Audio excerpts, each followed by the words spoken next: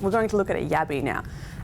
Yabbies are in the arthropod phylum, Arthropoda, and all arthropods are defined by an exoskeleton, so outside skeleton,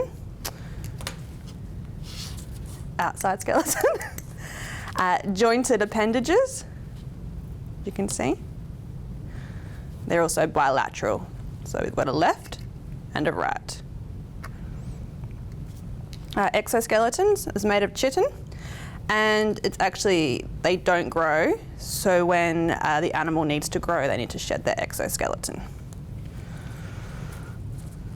So our crustacean here, our little Yabby, he has 2 antennae, and these antennae here are sensory organs, so for sensing movement, and then also they have a tenonule, so another sensory organ at the base of their head.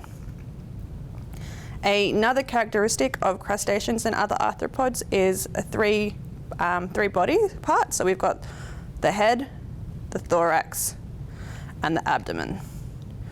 So in a lot of crustaceans, the head here and the thorax are fused, and so we actually call it the cephalothorax. And you can see that fusion line there. They also have a compound eye, 2 compound eyes. So they probably haven't got great vision. You can imagine a muddy pond, there's not much to see, but they definitely will be able to see light and movement. And that's also why they have these antennae for finding their prey. So now we're going to have a look at the mouth parts of the Yabby. So if we turn him over, so we have the maxillipeds, which are the mouth feet. So you can imagine him holding his prey, breaking up his prey, probably eats lots of little insects, small crustaceans. And then in here, if we just move all these other maxillipeds here, we have his mandibles. So they're like kind of crushing jaws, similar to ants.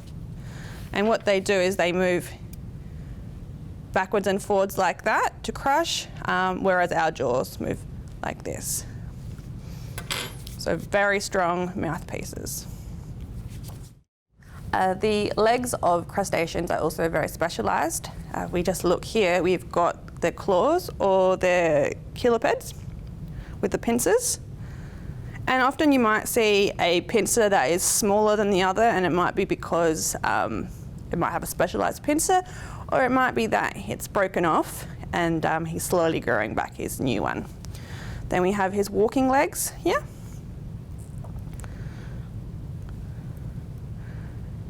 And the first 3 have pincers on them as well. If we turn him over, he's still got more legs, but we call these swimmerets. So little swimmerets here. You can see.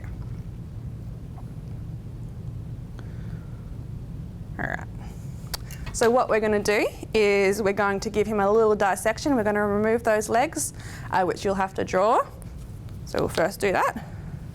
So we know that he's got an exoskeleton, quite hard. So what we're going to do is we're going to use scissors to try and remove his exoskeleton on the top here. So we're just going to cut.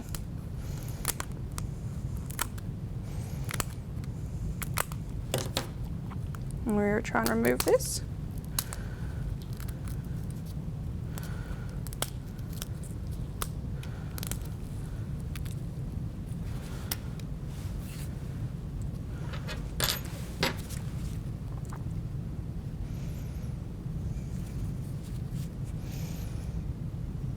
So we just move this layer here. And so here, we can see his gills.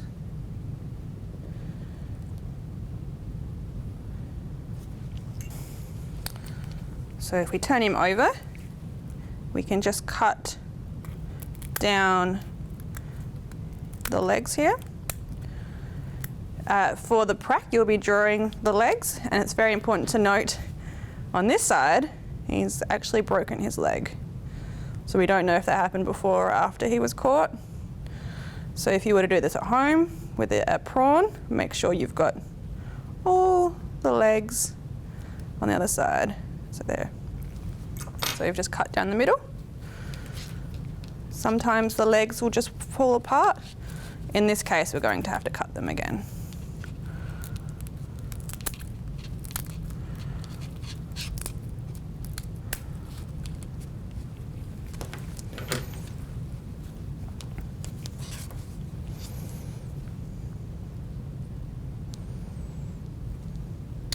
There we go. So I will take a photo of that later for students to draw and label. Now we're going to remove the exoskeleton on the abdomen. So here it's actually, these are called tergal plates. You can see here. So the best way to remove them is sometimes they just flip off, but what I'm going to do is I'm just going to very carefully cut the tergal plates.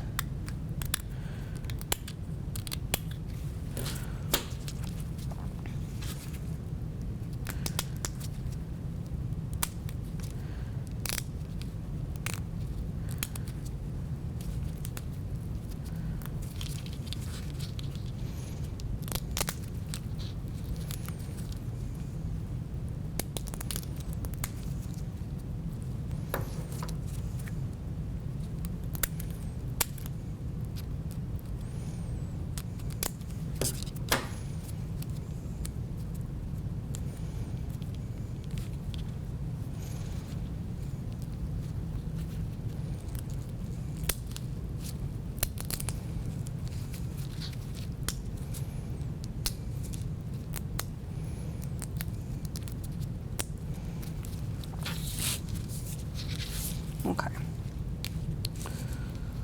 So we have those plates removed now, and if we just cut down the middle here,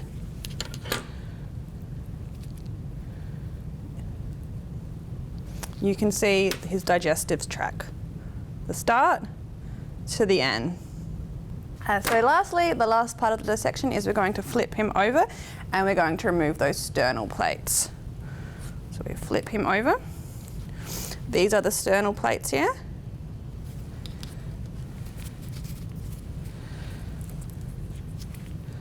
And if we just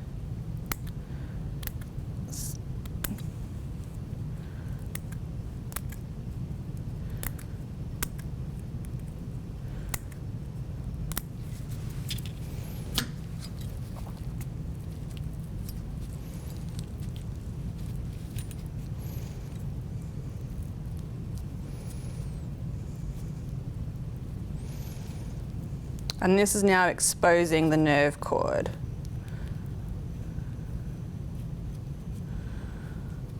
So it's very hard to see, but it's running into each muscle. So the nerve cord running into each muscle. Let's get this out of the way. Running into each muscle.